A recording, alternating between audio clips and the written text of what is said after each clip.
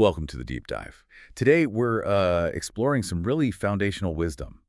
We're looking closely at the core teachings, often linked with Gautama Siddhartha. Often called Oshaka-sama or the Buddha. Exactly.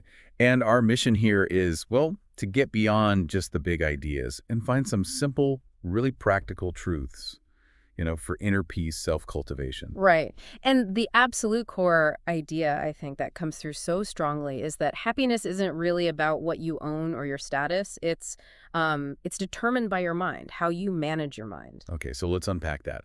Managing the mind, self-mastery.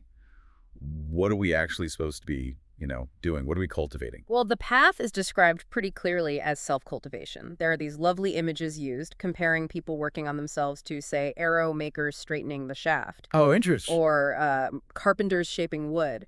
The teaching suggests, quite powerfully, I think, that we actually become the person we believe ourselves to be through repeated action, through that focus. It's like building yourself piece by piece. Kind of, yeah. An internal cause and effect. That connects to, well, a completely different idea of wealth, doesn't it? It shifts the whole focus inward. What's that profound bit about health and satisfaction? Ah, yes. It's put very simply. Health is the first profit. Satisfaction is the first wealth. Profit and wealth redefined. Completely.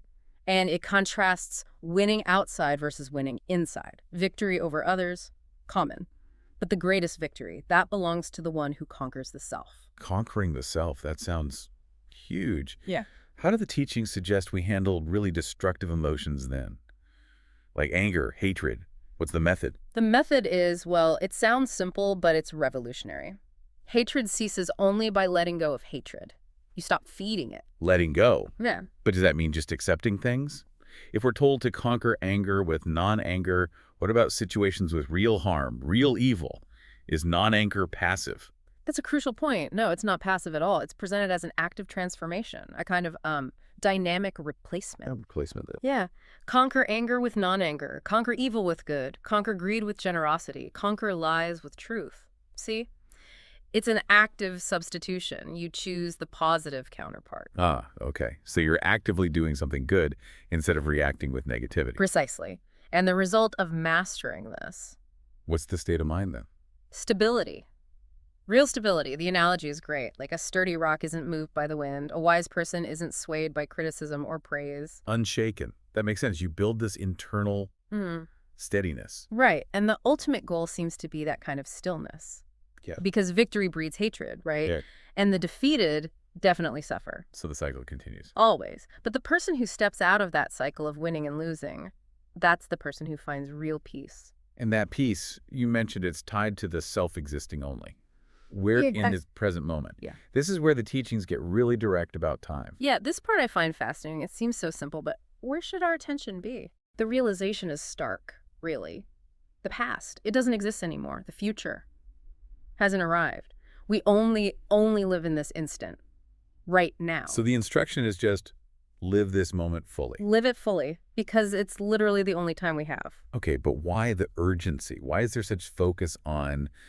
We tend to act like time stretches out forever, don't we? We do. And the teachings suggest that leads to a kind of spiritual laziness, inaction. Right. Like having a map but never taking the journey. Exactly. Beautiful teachings are compared to, like, beautiful flowers that have no fragrance if they aren't practiced, put into action. So if you decide on a good deed, do it, repeat it, find joy in the doing and the repetition. The relevance is in the practice now. So pulling it all together, the path seems to be internal, it's ethical, and it's immediate. It starts right here, right now with the mind. Yes, and maybe the thought to really chew on, the one that challenges our usual anxieties, is about attachment. People worry, I have a son, I have wealth, all this stuff. Constantly. Yeah. But the teaching asks, if even this self we're working on isn't truly ours in a permanent sense, if it's always changing, impermanent, then how much less permanent, how much less ours are things like children or property? Wow, that puts things in perspective, a very different perspective. Okay, so here's a final thought for you listening.